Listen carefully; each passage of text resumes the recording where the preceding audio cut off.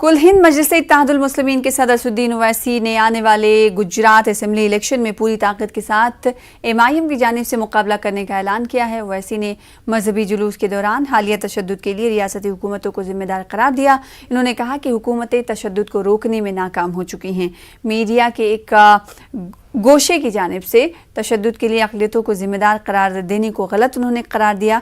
ओवैसी ने कहा कि पुलिस हुकूमत अपनी नाकामी को छुपाने के लिए बैरूनी ताकतों की साजिश की कहानी बता रही है। असदुद्दीन ओवैसी ने कहा कि जुलूस की इजाज़त देकर अमन को बरकरार रखना हुकूमत की जिम्मेदारी है।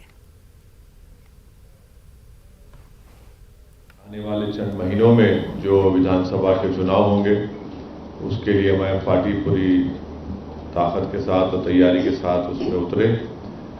यही हमारा मकसद है। मई के महीने में भी मेरे 3-4 प्रोग्राम होंगे, जून में भी होंगे। तो एक कंटिन्यूस तरीके से मैं अहमदाबाद और गुजरात के मुख्तलिफ मुकामात को इलाकों में आता रहूँगा और पूरा मकसद एक ही है कि पार्टी को मजबूत किया जाए। तो हम रोक नहीं सकते, ना कोई हमको रोक सकता है। हम पूरी तैयारी के साथ चुनाव में जाएंगे और किससे हमारा गठजोड़ होगा, किससे गठबंधन होगा, ये अभी बताना बहुत जल्दी हो जाएगा। हमारा डॉक्यूमेंट बनाएंगे, आपके सामने रखेंगे, जनता के सामने रखेंगे, आपको बताएंगे। उसको तो होता है तो उसकी जिम्मेदारी स्टेट गवर्नमेंट पर आई होती है। और अगर आप पिछले 20-25 साल के इंक्वायरी कमीशन की रिपोर्ट्स पढ़ेंगे तो वो इस बात को बताते हैं कि अगर स्टेट गवर्नमेंट नहीं चाहती कि हिंसा ना हो तो हिंसा नहीं होती। अगर स्टेट गवर्नमेंट चाहती है कि सांप्रदायिक हिंसा हो तो हिंसा होती है। तो इसीलिए मेरा मानना यह है कि ये स्टेट गवर्नमेंट की जिम्मेदारी है और वो नाकाम साबित हुए।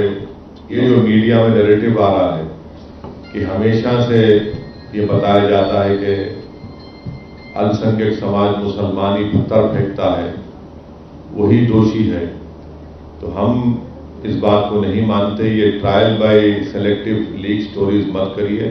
जो कंट्रीज का आप नाम लिए, इतना आईबी इनपुट्स रहा तो ये होने के बाद क्यों मालूम होता है? अगर पहले से इनको मालूम था तो आप पहले से उसको रोकथाम करते, वायलेंस को रोक देते, लोगों को नुकसान से बचा लेते आप। मगर अपनी नाकामी को छुपाने के लिए पुरानी कहानी है। कॉन्स्पिरेसी का जब आप एंगल पुलिस लेकर आती है, सरकार लेकर आती है, आपके पास तो हर चीज है ना, पिगेसिस है आपके पास तो फोन सुनते आप लोग तो क्या क्या हो रहा सोशल मीडिया को मॉनिटर करते। ये कैसा नहीं मॉनिटर नहीं करे आप? तो जुलूस का परमिशन सरकार देती है और उस जुलूस को पुरअमन रखना, उसको पीसफुल पास कराना सरकार की जिम्मेदारी है। असदुद्दीन ओवैसी ने RSS चीफ मोहन भागवत की जानिब से 15 साल में अखंड भारत बनाने के ऐलान पर तंज किया। अहमदाबाद के दौरे पर उन्होंने कहा 15 साल में 15 लाख मिलेंगे। इन्होंने कहा कि 8 साल तक आपने आखिर क्या क्या किया। ओवैसी ने कहा कि चीन हिंदुस्तानी इलाकों में दाखिल हो चुका है, हिंदुस्तानी फौज वहां पेट्रोलिंग नहीं कर सकती। 8 साल में क्या उखाड़ लिए? 8 साल में क्या करेंगे? 15 साल में क्या करेंगे? 15 लाख नहीं आए, 15 साल की बात कर रहे हैं और कौन सा अखंड भारत की बात कर रहे हैं? इस तरह से बात करने से उनको ये समझना चाहिए कि अखंड भारत का मतलब पूरा अफगानिस्तान, पूरा श्रीलंका, पूरा बांग्लादेश, फिर आपका जो हमारा कश्मीर का हिस्सा पाकिस्तान कब्जा करके बैठा है, जो चीन के पास है। मैं मोहन भागवत साहब को ये बोलना चाहूंगा कि अखंड भारत की ये बातें मत करो। जो इलाके में चीन भारत की जमीन पर कब्जा करके बैठा है, डेप्सांग में, डेमचाक में, हॉट स्प्रिंग में, उसकी बात करो आप। हमारी फौज उन इलाकों में पेट्रोलिंग नहीं कर सकती और आप अखंड भारत की बात करते हैं। 15 साल क्यों कर रहे हैं भाई? 8 साल में कर देना। तेलंगाना के वजीर दाखिला मोहम्मद महमूद अली ने सेक्रेटरीट के तामीराती कामों का जायजा लिया। इन्होंने कहा कि सेक्रेटरीट के दोनों मसाजिद की तामीराती काम तेजी से जारी हैं। दोनों मसाजिद का इफ्तिताह वादे के मुताबिक सेक्रेटरीट के इफ्तिताह से पहले किया जाएगा। इन्होंने कहा कि मस्जिद अल्लाह का घर होता है। अल्लाह के नज़दीक रुए ज़मीन पर सबसे पसंदीदा मकाम मस्जिद ही होती है। मस्जिद के नाम पर किसी किस्म की सियासत नहीं की जानी चाहिए। सस्ती शोहरत के लिए मसाजिद के नाम पर सियासत करके अवाम को मुंतशिर करने की कोशिश पर अफसोस का इन्होंने इजहार किया। मोहम्मद महमूद अली ने कहा कि सेक्रेटरीट की दोनों मसाजिद अपने हकीकी मकाम पर तामीर की जा रही हैं। अलबत्ता सेक्रेटरीट की जगह में मस्जिद के रूबरू एक दीवार उठाकर ताकि सेक्रेटरीट के अलावा बाहर के अफराद को भी नमाज अदा करने की सहूलत हो सके। जो सेक्रेटरीट काफ़ी तेज़ी से बन रहा है, उसी तरह दोनों मस्जिदें सेक्रेटरीट में जो दो मस्जिदें थी, दोनों मस्जिदों की तामीर और शुरू हो चुकी है।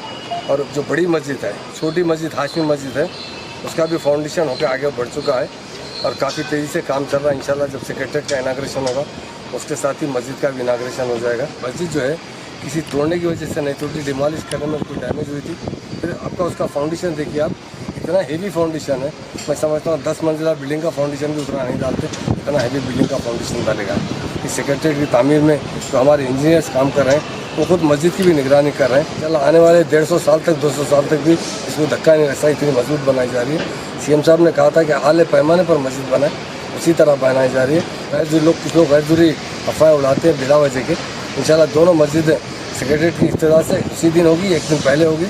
और ज़रूर सीएम साहब का जो सपना है कि मस्जिदें, मंदिर, गिरजाघर तीनों चीज़ बनाकर हम सेक्रेटरीट में जाएंगे, इंशाल्लाह तीनों भी बनेंगे। और मस्जिद का काम तो फर्स्ट फ्लोर तक आ चुका है, स्लैब पड़ने के बाद रूम बनेगा। इंशाल्लाह 4 महीने 3 महीने के अंदर मस्जिद का काम कंप्लीट किया जाएगा। मैं तमाम मुस्लिम भाई में जो तशवीश है या कुछ लोग गैरजरूरी अफवाह उड़ा रहे हैं उनको बताना चाहता हूँ कि इतने अच्छे मस्जिद हैं, शायद हिंदुस्तान में कहीं पर भी नहीं अच्छा इसका फाउंडेशन डाला गया, इसकी डिज़ाइनिंग की गई। मस्जिद जिस तरह का नक्शा है उसी तरह काम किया जा रहा है। तेलंगाना के वजीर रोड एंड बिल्डिंग वी प्रशांत रेड्डी ने कहा कि वजीर आला केसीआर रियासत भर के देहातों में धान खरीदारी के मराकज़ कायम कर रहे हैं। इन्होंने केसीआर को किसान दोस्त करार दिया, मरकज़ पर अपनी जिम्मेदारी से गफलत बरतने का इल्ज़ाम लगाया।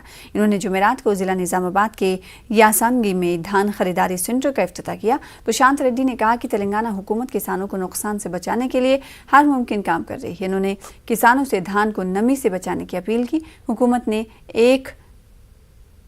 960 रुपये फ़ी क्विंटल धान की कीमत तय की है। बदनवानी और लापरवाही करने पर राइस मिलों पर कार्रवाई करने का इंतबा भी दिया गया है। ముఖ్యమంత్రి గారి ఆదేశాల మేరకు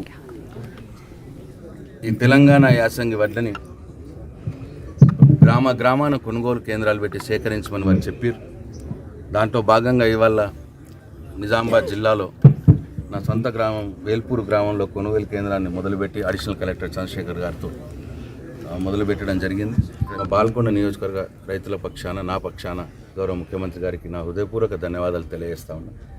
ఏనాటికైనా ఎప్పటికైనా కేసీఆరే తెలంగాణ రైతుకు శ్రీరామ రక్ష అన్న మాట మరొక్కసారి రుజువైంది.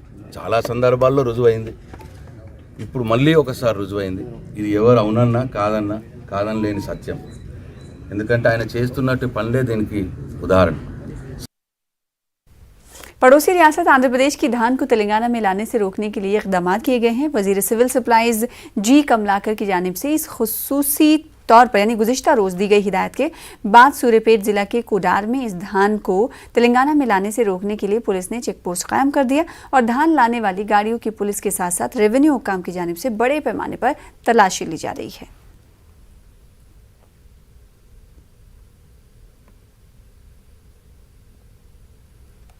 तेलंगाना हाईकोर्ट में आंध्रा जजेस की तकर्रुर पर तेलंगाना वकला ने बड़े पैमाने पर एहतजाज किया। हाईकोर्ट के मेन गेट पर वकला ने एहतजाज किया और आंध्रा के जजेस की तकर्रुर पर नाराज़गी जाहिर की। एहतजाजी वकला ने तेलंगाना के जजेस को तेलंगाना में खिदमत अंजाम देने का मौका फराहम करने और आंध्रा के जजेस को तेलंगाना में तकर्रुर ना करने का मुतालबा किया। एहतजाजी वकला का कहना है कि तेलंगाना के साथ नाइंसाफ़ी हो रही है। 2019 से ये हाईकोर्ट स्टेट पार्टी तेलंगाना है, पार्टी स्टेट ऑफ तेलंगाना बना हुआ है, लेकिन ये अब ऐसा दिख रहा है कि ये high court party state of Andhra Pradesh and Telangana है। क्योंकि वहाँ के जजेस यहाँ पर आ रहे हैं, यहाँ के जजेस कहाँ नॉर्थ ईस्ट को जा रहे हैं, कहीं पंजाब जा रहे हैं, कहीं दूर दूर मुकामों पे यहाँ से पनिशमेंट में भेज रहे हैं। और जो यहाँ के जो वकला है उनको जो है चांस नहीं मिल रहा। परसों भी जो 10-15 जजेस अपॉइंट किए वहाँ से 6-7 लोग यहाँ के हैं, बकाया पूरे आंध्रा के हैं और कहीं दूसरी जगह के हैं। इसलिए कि अभी हमको अगर नई नस्ल को अगर जुडिशरी में आना है तो ये प्रोड्यूस करना ज़रूरी है, क्योंकि कब तक हम सहेंगे, कब तक सहेंगे। निज़ाम दौर हुकूमत में भी प्रोटेस्ट के लिए परमिशन दिया जाता था, जबकि नान मुल्की 1953 में भी नान मुल्की हुआ तो निज़ाम के दौर में भी उनके क्या डिमांड है पूछा करते थे। अब ये कुछ नहीं हो रहा, क्योंकि यहाँ के वकला में जज बनाने के लिए एक कामन क्या बात करते बोल तो यहाँ के लोगों को उतना शऊर नहीं है। शऊर क्यों नहीं है भाई, ये तो काम करेंगे ना, शऊर नहीं है बोल के हमको बेवकूफ़ बना रहे। इसलिए हम चीफ जस्टिस ऑफ इंडिया से भी गुजारिश करते हैं कि वो हैदराबाद में रहें, आके रहें हैदराबाद में। ये ज़माने से नहीं, निज़ाम के दौर से हर स्टेट का आदमी है, मिनी इंडिया बोलते हैं हैदराबाद, तो हर कोई आके रह सकता। मगर हमारा पास रहो, मगर हमारी रोटी मत छीनो, हमारा खाना मत खाओ, हमारे हिस्सा मत लूटो। तेलंगाना के वजीर दाखिला मोहम्मद महमूद अली ने रियासती हुकूमत की इफ्तार पार्टी में शिरकत नहीं करने कांग्रेस की अपील की मजम्मत की है। उन्होंने कहा कि टीआरएस सेक्युलर पार्टी है, इफ्तार पार्टी का मकसद फिरका वाराना हम आहंगी को फ़रोग देना है। मोहम्मद महमूद अली ने इफ्तार पार्टी में शिरकत करने की अपील की। इन्होंने बताया कि टीआरएस ने सबसे पहले मुसलमानों को 12% रिजर्वेशन के लिए आवाज़ उठाई थी। इन्होंने दावा किया कि टीआरएस अक़लियत दोस्त हुकूमत है। मेरी तमाम तेलंगाना के लोगों से गुजारिश है कि इफ्तार पार्टी में आप शरीक हुए और इफ्तार पार्टी को सक्सेस कीजिए, और आपकी वजह से अमन कायम होता है। और इफ्तार पार्टी का एक ही मकसद है कि अल्लाह ताला से दुआ करें अमन की, भाईचारगी की और जो है तरक्की के लिए। कांग्रेस के नाम ना है लीडर्स गैर ज़रूरी की बातें कर रहे हैं कि हम इफ्तार पार्टी को ऐसा कीजिए वैसा कीजिए। ये नादान लोग हैं, क्योंकि कांग्रेस दिन ब दिन ख़त्म होती जा रही है। ये कांग्रेस वही कांग्रेस है सारे हिंदुस्तान में हुकूमत करती थी, आज सिर्फ 2 स्टेट तक महदूद हो चुकी, और उसके बावजूद भी इन लोगों का खल है। 2004 के इलेक्शन में कांग्रेस और टीआरएस मिलकर इलेक्शन लड़े थे, मगर कांग्रेस के मैनिफेस्टो में रिजर्वेशन नहीं था, टीआरएस के मैनिफेस्टो के अंदर 12% रिजर्वेशन था। सोनिया मैडम से भी सीएम साहब ने नुमाइंदगी की थी जब हम उनके साथ थे, और हम 12% का वायदा किए। ज़रूर 12% के लिए हम असेंबली में बिल पास किया, काउंसिल में बिल पास किया, गवर्नर से अप्रूवल कराया, और प्राइम मिनिस्टर नरेंद्र मोदी साहब को भी 2 बार नुमाइंदगी कर चुके हैं कि हमारे बिल को पास की। और हम जानते हैं कि जब तक बीजेपी हुकूमत रहेगी इस बिल को पास नहीं करेगी। आपका डिमांड है कि 12% का क्या हुआ? अरे 12% की वजह से ही आपका 4% मिला, नहीं तो कहाँ मिलता था मुसलमानों को रिजर्वेशन। और आज तक हम उसे कायम रखे, हम वायदा करते हैं आपसे जब भी हमको मौका मिलेगा, आज नहीं तो कल नहीं तो जब भी मौका मिलेगा, पार्लियामेंट में जब भी मौका मिलेगा, हमारे एमपी ज़रूर इस बिल को प्रोड्यूस करते हुए उसे पास करने की कोशिश करें। MIM floor leader Akbaruddin Owaisi 2 मुकदमात में बाइज्जत बरी हुए। ये अवाम की दुआओं का नतीजा है। पार्टी सदर असदुद्दीन ओवैसी ने अवाम और कानून की मदद करने वाले वकला का शुक्रिया अदा किया।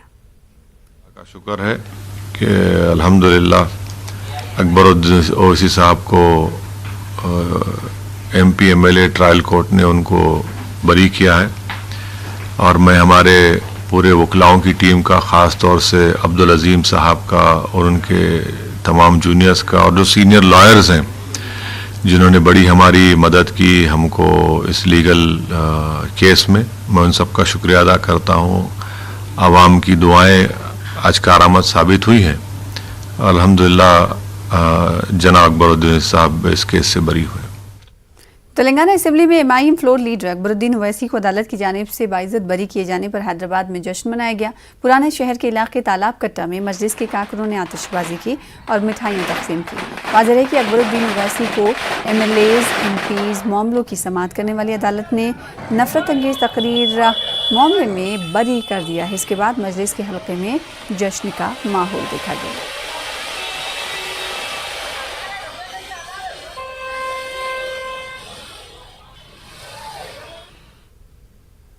डॉक्टर BR अम्बेडकर के उसूलों के मुताबिक ही तेलंगाना में हुकूमत चलाई जा रही है। अम्बेडकर जयंती के मौके पर स्पीकर असेंबली पोचाराम श्रीनिवास और council chairman G Sukhinder Reddy ने बाबा कौम, बाबा कानून डॉक्टर BR अम्बेडकर को भरपूर खराज अक़ीदत पेश किया। इस मौके पर अरकान असेंबली, अरकान कौंसिल और असेंबली अमला व दिगर मौजूद रहे।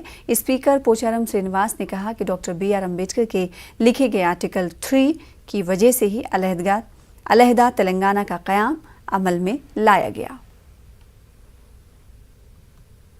तेलंगाना बीजेपी के सदर बंडी संजय ने बाबाए कानून डॉक्टर BR अम्बेडकर को खराज अक़ीदत पेश किया। अम्बेडकर जयंती के मौके पर बीजेपी लीडरों ने टैंक बंद पहुंचकर अम्बेडकर के मुजस्समे पर फूल माला पेश किया।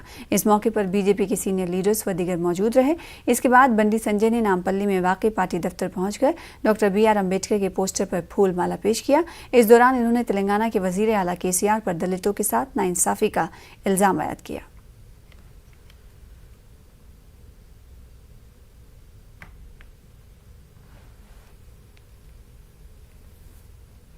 फिलहाल इसी के साथ रुकेंगे छोटे से ब्रेक के लिए। कुछ और खबरों के साथ लौटेंगे।